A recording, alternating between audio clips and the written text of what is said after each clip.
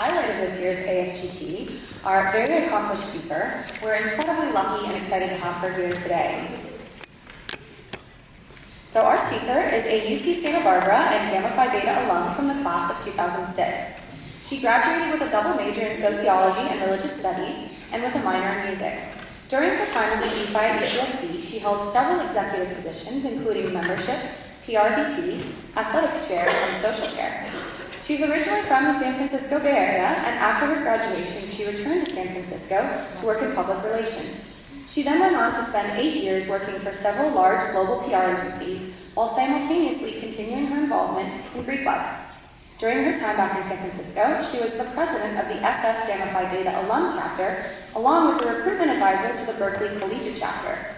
Recently, she has moved back to Santa Barbara, where she currently holds the position of both founder and CEO to her own tech PR consultancy firm called DialedPR. So without further ado, it is my honor to present Andrea Holland.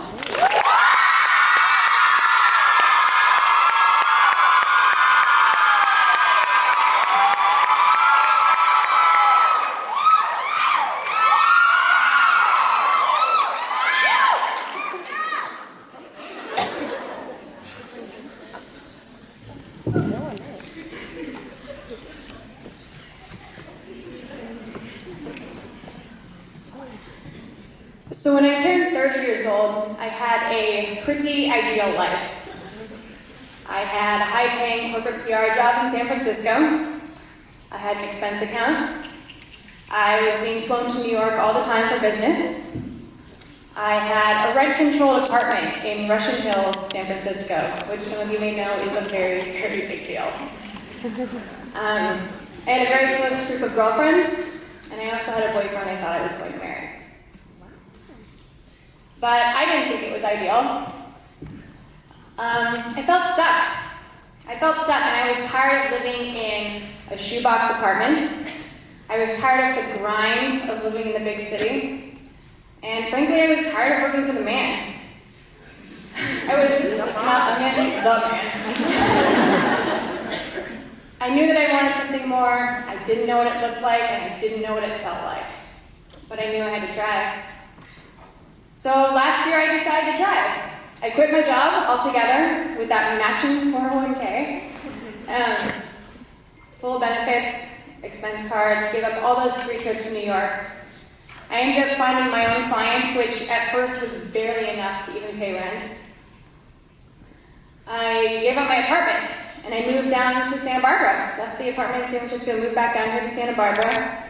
And about 4 months in, the business was thriving.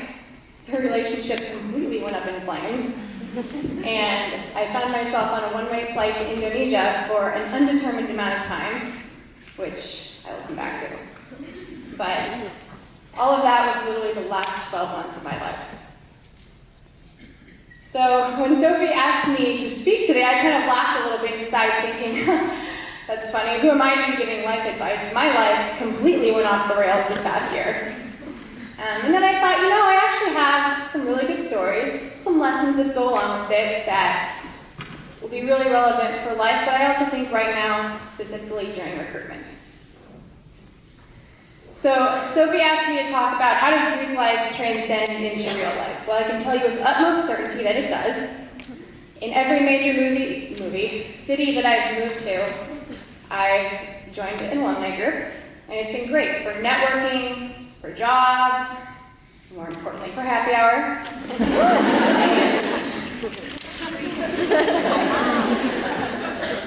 I've been in at least 3 sorority sisters' weddings, and I've hired sorority sisters. And I've also hired women from other chapters. I actually just hired 3 Kappas.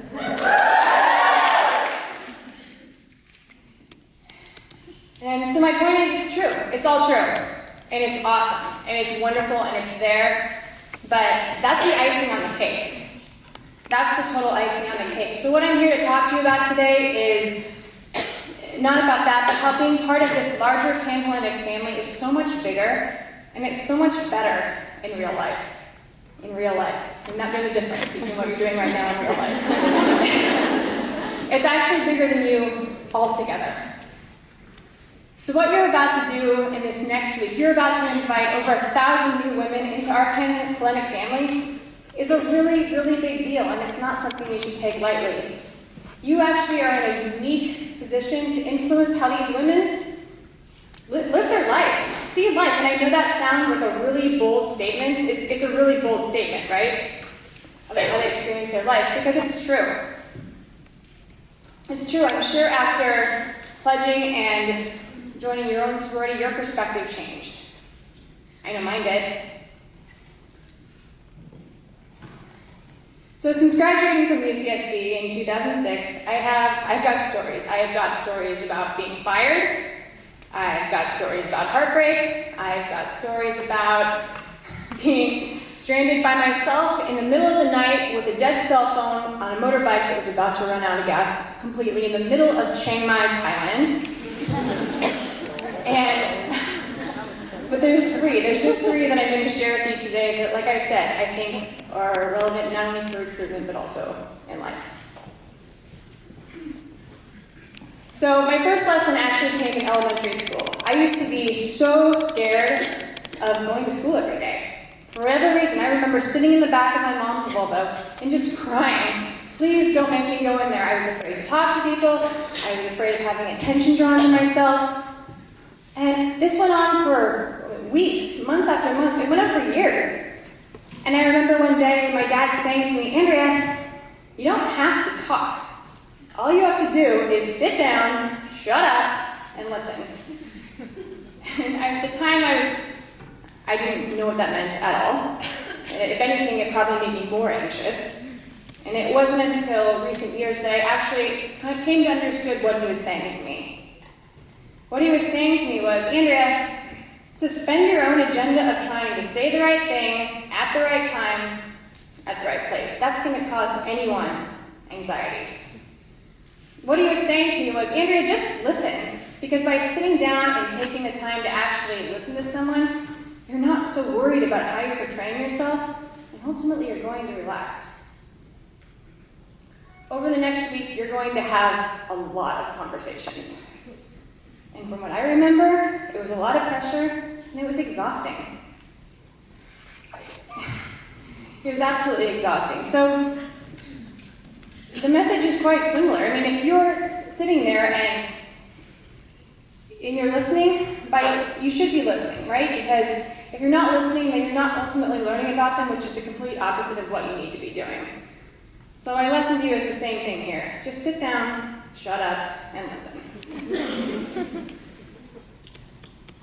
So the second lesson came when I first started working in PR. I was probably 2 years in, and I went to Vegas, and I was with a big trade show. It was called CES. I'm sure some of you are familiar, and it is thousands and thousands of people from all over the world. And I was with my client, and as a PR person, it's your job to know who's who's important, who needs to talk to your executive, slating out the timing. There was a lot going on. And I remember every 30 seconds there was someone approaching me that just needed something else. A different business card was being handed to me, and I thought, oh my gosh, how am I going to keep track of all these people? This is my job. And I remember USA Today wanted a demo mailed to them in 2 weeks. I think it was the Wall Street Journal. They wanted an interview next week. There were investors from Andreessen Horowitz, and they all needed something too. And I thought, oh my gosh, I'm not going to remember all this. And then it hit me. I was like, I've done this before. I've done this before. I started taking all the business cards, and on the back of them writing, USA Today, John Schwartz. He was wearing a blue shirt and he had khakis on. We had a conversation next to the water cooler. He's really interested in the San Francisco Giants. Follow up with him in 2 weeks. And I remember my client looking at me frantically, being like, what are your frantic notes about? I was like, listen, we did this in sorority recruitment. How do you think we remembered all the women that came to the door? And I was like, it's effective and it works. And it was the most mundane, simple task that we did during sorority recruitment that saved my butt altogether. And to be honest, had I would have known that it would have been that helpful, I probably would have paid a little bit more attention. So the lesson here is just use your life experience to your advantage, because it will always come back around. So the third lesson just happened last year. I told you how I ended up on that plane to Indonesia. So I was at a barbecue last summer, and somebody told me about a program called Project Getaway. Project Getaway was a 30-day experience in Bali for entrepreneurs all over the world, 20 entrepreneurs from all over the world. And I remember thinking, well, I'm a business owner now, I'm an entrepreneur, but there's no way I would get chosen for this, it's 20 people. But my friends encouraged me to apply, and after a few beers, it was a fantastic idea. So I did, and soon after, I actually found out that I got in. Soon after, and I had 1 week to decide whether or not I was going to stop everything I was doing, get on a plane to Indonesia by myself for 4 weeks as one of the 4 Americans chosen. So, super exciting, also terrifying. But my gut said, Andrea, you have to do this. You have to do this right now. I ended up staying in Southeast Asia for 3 months, 2 months longer than the original plan. Instead of crying on the way there because I was so nervous, I was crying on the way home because I wasn't ready to come back. I had to go to CES again. But my perspective changed. From the people that I met, to the food that I ate, to the cultures that I experienced. But more than that, and bigger than that, I had become now connected to a larger group of like-minded individuals, business owners, and entrepreneurs from all over the world that I did not even know existed till 4 months earlier. And I remember having very similar feelings when it came to recruitment, freshman year at UCSB. I didn't have strong intentions of joining a sorority. I wasn't a legacy, and the most I knew about sororities was from that MTV show, Sorority Life. I think it's Teen Mom. But again, my gut said, Andrea, you should do this. You should do this. And just like getting on a plane to Indonesia is risky, it's scary, so is asking someone to pick a sorority that they're now going to have a lifelong affiliation with that you don't change. That's risky. But from both, I grew immensely, and my lesson here is just, in order to grow, you have to take risks. So those are my lessons today. 1, do less talking and more listening. Use your experience to your advantage, and take risks. When you leave here today, I invite you to think about recruitment a little bit differently. You're in such a unique position to influence how more than 1,000 women are about to experience life, business, and relationships. So don't take it lightly. You play a significant role, and I wish you all the best of luck this week with recruitment. Thank you.